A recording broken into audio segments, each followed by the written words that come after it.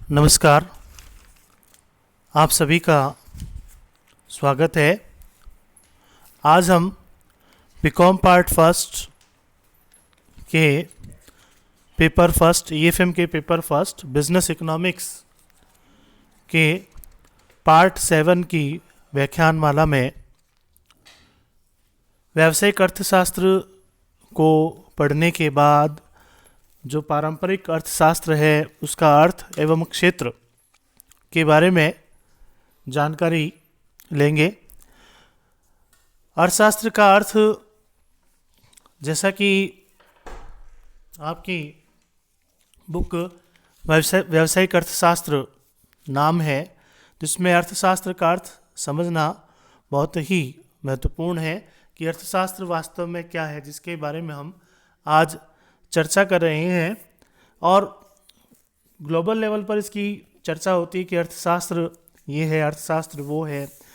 तो अर्थशास्त्र के बारे में आधुनिक अर्थशास्त्र के जो जनक हैं वो एडम स्मिथ थे, जिनको प्रसिद्ध पुस्तक 1776 में 1776 में an inquiry into the nature and causes of wealth of nations book प्रकाशित हुई थी।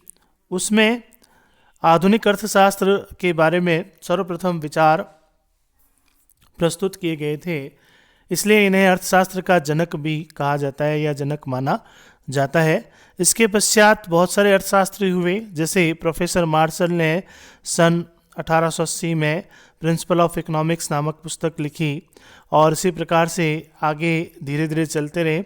ये प्रोफेसर मार्शल हैं, वो एडम स्मिथ के अनुयायी रहे हैं। उसके अलावा और भी बहुत सारे इनके जो फॉलोअर्स थे एडम स्मिथ के, उन्होंने एडम स्मिथ की विचारधारा को और आगे बढ़ाया, पूरे विश्व में फैलाया और पूरे विश्व में फैलाने का काम किया। अर्थशास्त्र का अर्थशास्त्र शब्द की उत्पत्ति दो ग्रीक शब्दों OIKOU तथा NOMOS से हुई है। दोबारा सुने, अर्थशास्त्र शब्द की उत्पत्ति दो ग्रीक शब्दों OIKOU तथा NOMOS से हुई है, जिनका शाब्दिक अर्थ होता है परिवार का प्रबंध। यानी कि OIKOU का मतलब होता है परिवार और NOMOS का अर्थ होता है प्रबंध। तो परिवार का प्रबंध मानव सभ्यता के विकास की प्रारंभिक अवस्था में अर्थशास्त्र का संबंध केवल परिवारों के कुशल आर्थिक प्रबंध से होता था। इसके अंतर्गत केवल यह अध्ययन किया जाता था कि एक परिवार अपने सीमित संसाधनों का प्रयोग करते हुए किस प्रकार अपनी आवश्यकताओं को सर्वोत्तम ढंग से पूरा कर सकता है।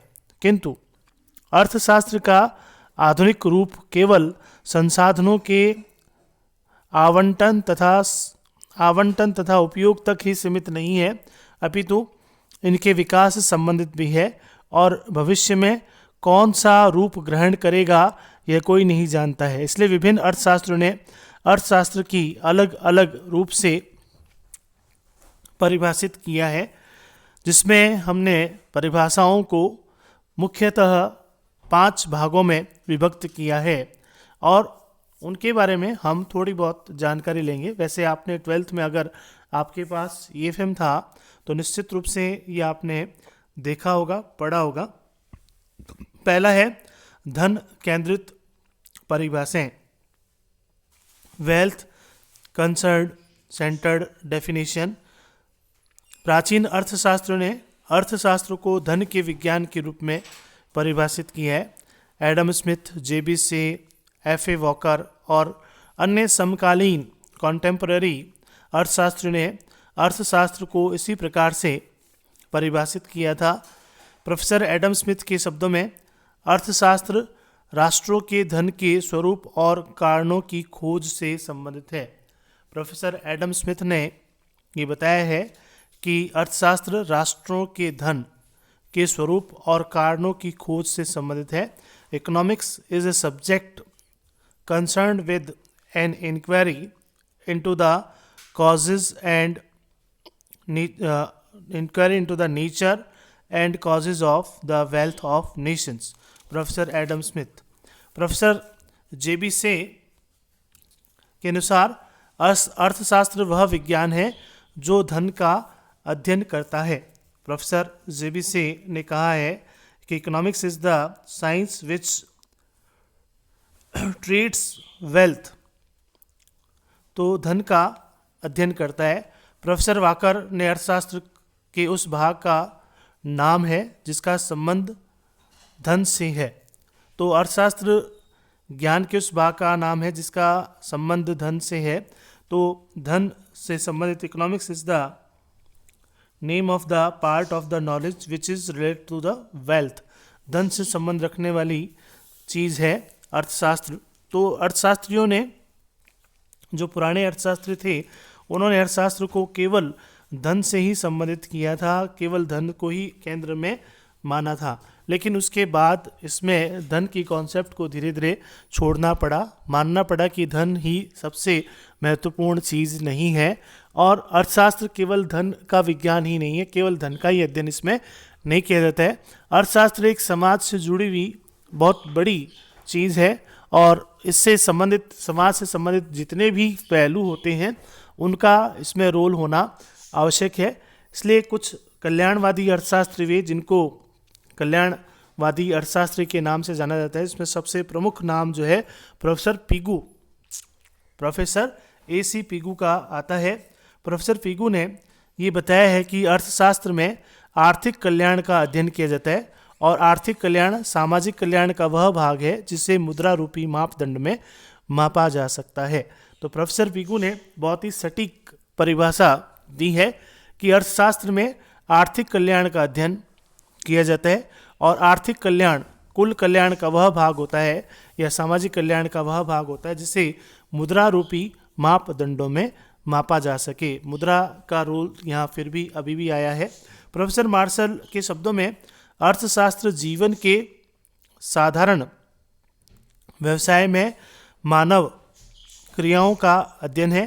यह व्यक्तिगत तथा सामाजिक क्रियाओं के उस भाग की जांच करता है जिसका कल्याण के लिए आवश्यक भौतिक साधनों की प्रति उनका उपयोग से निकटतम संबंध है। तो प्रोफेसर मार्शल ने भी आर्थिक कल्याण को केंद्रित करते हुए परिभाषा दी है। तो प्रोफेसर पीगू ने इकोनॉमिक्स इंग्लिश में बताया, economics welfare is the subject matter of economics science, economics welfare being that part of social welfare and that can be brought directly of industry indirectly into relation with the measuring rod of money। तो मुद्रा के रूप में जिसको मापा जा सकता है। थर्ड नंबर जो डेफिनेशन दी गई है वह है दुर्लभता या सीमितता केंद्रित परिभाषाएं। दुर्लभता यानी कि स्कैरसिटी और स्कैरसिटी सेंटर्ड डेफिनेशन, यानी जिसमें अर्थशास्त्र को दुर्लभता से संबंधित कारणों से जुड़ा गया है। प्रोफेसर रॉबिन्स के शब्दों में अर्थशास्त्र वह विज्ञान है जिसमें साध्यों तथा सीमित एवं वैकल्पिक उपयोग करने वाले साधनों से संबंधित मानव व्यवहार का अध्ययन किया जाता है। यानी कि अर्थशास्त्र वह विज्ञान है जिसमें साधन और साध्यों के बीच जो संबंध है उसका उपयोग किस प्रकार से किया जाता है उसके बारे में प्रकाश डाला गया है। नेक्स्ट है आवश्यकता विहीनता केंद्रित परिभाषाएं।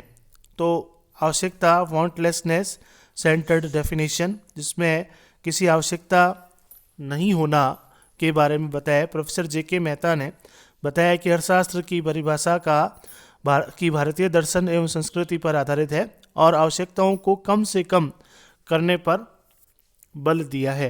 तो अर्थशास्त्र में आवश्यकताओं को कम से कम करने पर बल दिया गया है जो भारतीय दर्शन का एक आधार है।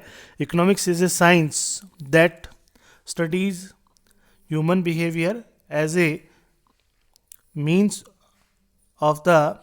To the end of wantlessness. तो आवश्यकताओं को कंट्रोल करना, आवश्यकताओं की कमी करना, आवश्यकताओं के दायरे से बाहर निकलना अर्थशास्त्र है। नेक्स्ट और लास्ट है विकास केंद्रित परिभाषाएं, ग्रोथ सेंटर्ड डेफिनेशन। प्रोफेसर बेहनम ने बताया अर्थशास्त्र रोजगार एवं जीवन स्तर को प्रभावित करने वाले तत्वों का अध्ययन है। तो अर्थशास्त्र जो है वह रोजगार एवं जीवन स्तर को प्रभावित करने वाले तत्वों का अध्ययन है। Economics is the study of factor affecting employees and standard of living. Standard of living और फैक्टर अफेक्टिंग एम्प्लॉयमेंट को अर्थशास्त्र का आधार माना है। तो इस प्रकार से जो अलग अलग विद्वान हुए उन्होंने अपने अलग अलग विचार इसके बारे में प्रस्तुत किए हैं, लेकिन हम एक परिभाषा पर पहुंच नहीं सकते क्योंकि बहुत सारे विद्वानों ने बहुत सारे अलग अलग परिभाषाएं दी हैं। तो जब भी आपको प्रश्न को अटेंड करना हो कि अर्थशास्त्र का अर्थ बताइए और डिटेल अगर पूछा जाता है बड़े प्रश्नों में, तो आपको अर्थशास्त्र का अर्थ बताते हुए, साधारण अर्थ बताते हुए आपको परिभाषाओं को 4-5 भागों में विभक्त करना है और उनमें से 5 भागों में विभक्त करते हुए या 4 भागों में विभक्त करते हुए आपको 4 डेफिनेशन लिखनी है कम से कम, या आप केवल 4 डेफिनेशन जो भी आपको श्रेष्ठ लगे, जो आपको इजीली याद हो जाए, उन परिभाषाओं को भी आप लिख सकते हैं। तो क्वेश्चन को अटेंड करने का तरीका तो ये है। उसके अलावा आपको इसको और देखना है, मैंने नोट्स भी आपको जो है इसके शेयर किए हैं, उनको आप देखें, समझें और पढ़ें, और फिर इसके बाद आगे आपको इसके बारे में और बताया जाएगा। तो आज के लिए इतना ही, धन्यवाद। आगे अर्थशास्त्र के स्कोप के बारे में हम अध्ययन करेंगे, हम बात करेंगे। इसके संबंध में कोई भी आपको दिक्कत हो तो आप पूछ सकते हैं, बात कर सकते हैं। अपना जो भी क्वेरी हो उसे मैसेज बॉक्स में, कमेंट सेक्शन में डाल सकते हैं। धन्यवाद।